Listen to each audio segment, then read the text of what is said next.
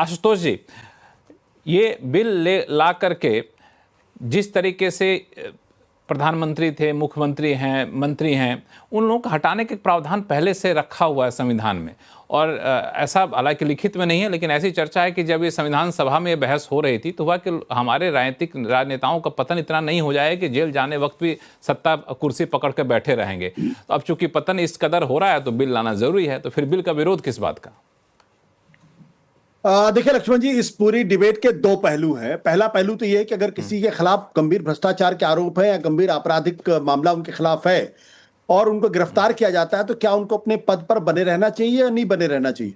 मेरा स्पष्ट तौर पर मानना है कि अगर कोई गिरफ्तार होता है, चाहे मंत्री हो, चाहे मुख्यमंत्री हो, चाहे प्रधानमंत्री, उनको अपने पद पर नहीं रहना चाहिए। अरविंद केजरीवाल के अलावा ऐसा कोई दूसरा उदाहरण आपको नहीं दिखाई पड़ेगा। मंत्रियों के उदाहरण है, मंत्रियों के उदाहरण तो आपको पश्चिम बंगाल में भी मिल जाएंगे, तमिलनाडु के अंदर भी, दूसरी जगह भी है, जहां मंत्रियों के खिलाफ केस हुए, वो जेल गए, लेकिन उसके बावजूद भी वो अपने पद पर बने रहे। लेकिन मुख्यमंत्री का अकेला, अरविंद केजरीवाल का अकेला उदाहरण है जहां वो मुख्यमंत्री रहते हुए पद पर बने रहे और उन्होंने कहा मैं जेल से सरकार चलाऊंगा। आपको अच्छी तरीके से याद है कि आपके कार्यक्रम में भी मैंने कहा था कि ये संविधान का खुला उल्लंघन है और उनकी सरकार को बर्खास्त किया जाना चाहिए, क्योंकि total breakdown of the constitution है। ये अलग सवाल है। दूसरा प्रश्न जो इस बात को लेकर यह है कि जो कानून आया है, इस कानून की क्या जरूरत है? मेरे ख्याल से ऐसे किसी कानून की कोई जरूरत नहीं।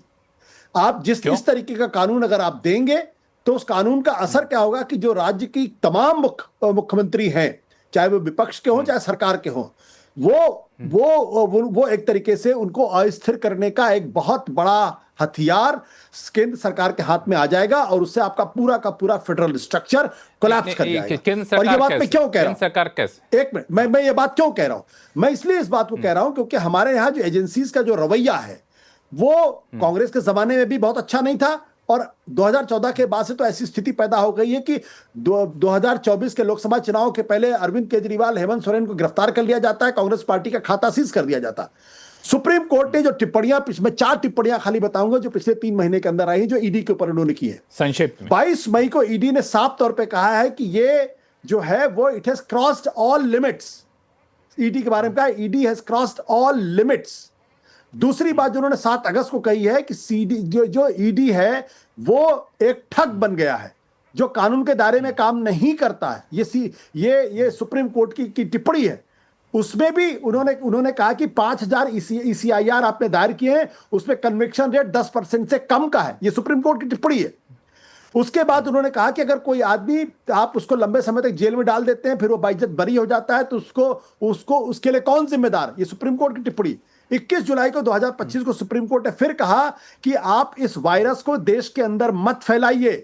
राजनीतिक झगड़ों को जो है उस राजनीतिक झगड़ों को आप जनता के सामने सुलझाइए।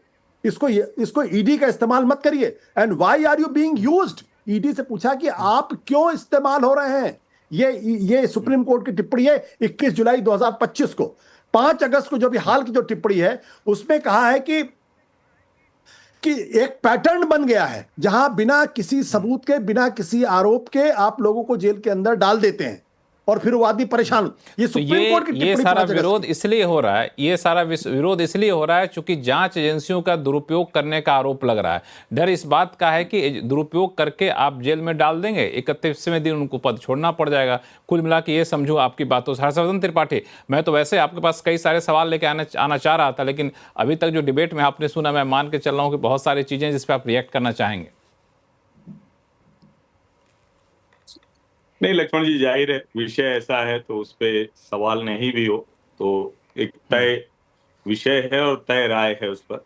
मुझे तो बड़ा आश्चर्य हो रहा है और थोड़ा दुख भी हो रहा है क्योंकि मतलब मैंने उस वक्त का भी दृश्य देखा था जब अना आंदोलन हुआ था और मैं तो रिपोर्टर के तौर पर मैंने उसको कवर किया था। आशुतोष जी तो बाद में उसका हिस्सा ही थे।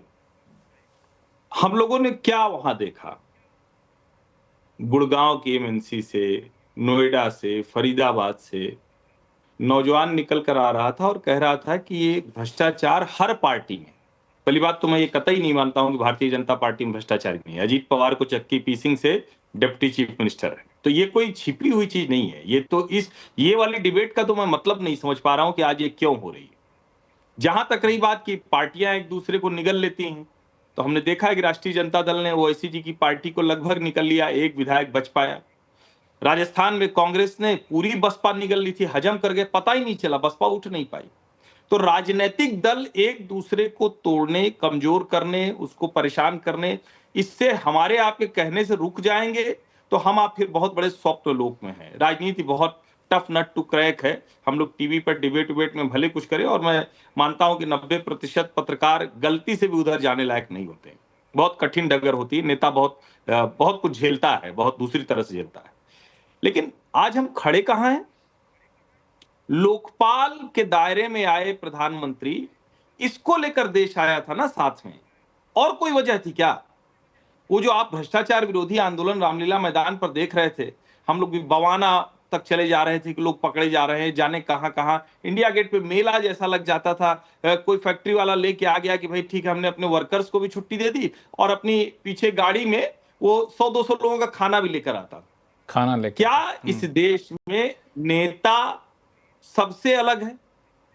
सारा वेंडेटा उसी के खिलाफ हो रहा है। सबसे ज्यादा वेंडेटा वही करेगा और कहेगा नहीं नहीं हमारे ही खिलाफ सब हो रहा है। कोई भी अधिकारी बड़ा से बड़ा हो, जेल जाएगा तो सस्पेंड होगा ना भाई। और मैं फिर कह रहा हूं, राजनीति में साजिशें होती हैं, खूब जमकर होती हैं, लेकिन न्यूनतम राजनीति में एक दूसरे को के खिलाफ जाते हैं। और मैं पहले भी कह चुका हूं कि ठीक है, ये आरोप सही है कि भाजपा में जो जाता है वो तो बच जाता है, बहुत लोग हैं भी, लेकिन ये भी सच है कि जिनके खिलाफ कार्रवाई हुई है वो तो सही कार्रवाई हुई। कोई भी उसमें ऐसा नहीं जो अपने कह दे कि हम ईमानदार थे, एक भी नहीं। और अरविंद जी ने जो किया, भला हुआ कि आशुतोष जी ने कम से कम वो वाली बात कही कि उनको त्यागपत्र देना चाहिए था। आप बेशर्मी पे आ जाए तो कोई क्या कर लेगा? उन्होंने उसको क्या कहते हैं, कह दिया कि हम तो ईमानदारी का युद्ध लड़ रहे हैं, जेल से सरकार चलाएंगे। ऐसे तो किसी भी विषय पर आप कह दीजिए। और मेरा ये मानना है कि जब आप ये सब कह रहे हैं तो आप उस मूल भावना को कमजोर कर रहे हैं, जहां we the people of India constitution में, और पता नहीं शायद घनेन जी बोले, वो जोश में बोल गए कि बाबा साहब ने कानून जो बनाया, बाबा साहब ने कानून नहीं बनाया भैया, संविधान बना था। तो थोड़ा सा ये समझना है, कानून तो उसके आधार पर फिर अंत में बना जो अब भारतीय न्याय संहिता हो गया। तो कुछ चीजें समझनी चाहिए, कई बार जोश में नेता लोग बोल देते हैं। मूल बात यह है कि ये कानून क्यों नहीं होना चाहिए, और क्या हम ये मान के अब चल रहे हैं कि इस देश की जुडिशरी पूरी तरह से सब कंप्रोमाइज हो गई है? हम ये मान के चल रहे हैं कोई भी आरोप, कोई भी प्रत्यारोप कोई लगा देगा और उसको किसी भी तरह से साबित कर देगा? हम इसी जगह पर देखते हैं ना कि सरकारें कुछ भी कर रही होती है और उसके बाद न्यायालय से उस पर दूसरा वर्डिक्ट आ जाता है। एक मामले में नहीं, जाने कितने मामले हमने देखा है। और 30 दिन जेल में किस मामले में? इसको थोड़ा अंडरलाइन कीजिए लक्ष्मण जी, 5 साल की सजा के प्रावधान वाले मामले में।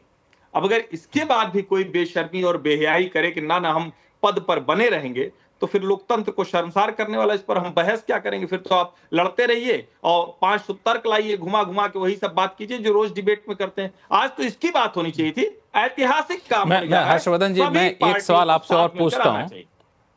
हाँ, एक सवाल आपसे पूछता हूँ, फिर बाकी वक्त आपसे सवाल पूछना चाहते हैं, जवाब देना चाहते हैं। कोई भी शख्स, चाहे मंत्री ही क्यों ना हो, जेल चला जाता है आरोपी बन करके, तो 30 दिन के भीतर भीतर उसको जमानत मिल जाएगी, इसकी संभावना कितनी रहती है?